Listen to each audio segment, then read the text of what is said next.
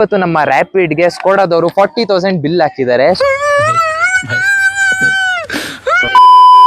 So ನಿಮ್ದ್ರಲ್ಲಿ clutch ಏನಾದ್ರು replace ಮಾಡಬೇಕು ರ್ಯಾಪಿಡ್ಗೆ ಅಂದ್ರೆ ನಿಮಗೆ ಅದರ ಕಾಸ್ಟ್ ಬಂದು 14,800 ಅಪ್ರಾಕ್ಸ್ ಆಗುತ್ತೆ. ಲೇಬರ್ ಚಾರ್ಜ್ ಎಕ್ಸ್ಟ್ರಾ ಆಗುತ್ತೆ.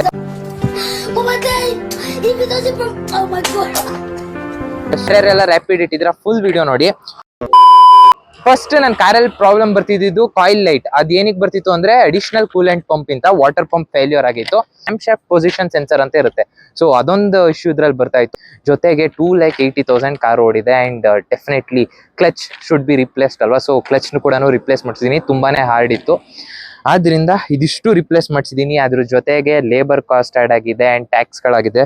ಸೊ ಟೋಟಲ್ ಬಿಲ್ ನಿಮ್ಗೆ ಹೇಳೋದಾದ್ರೆ 38,825. ಸೊ ಪ್ರಿಂಟಿಂಗ್ ಮಿಷಿನ್ ಇದೆಯಾ, ಎಲ್ಲಿಂದ ತರಲಿ ದುಡ್ಡು?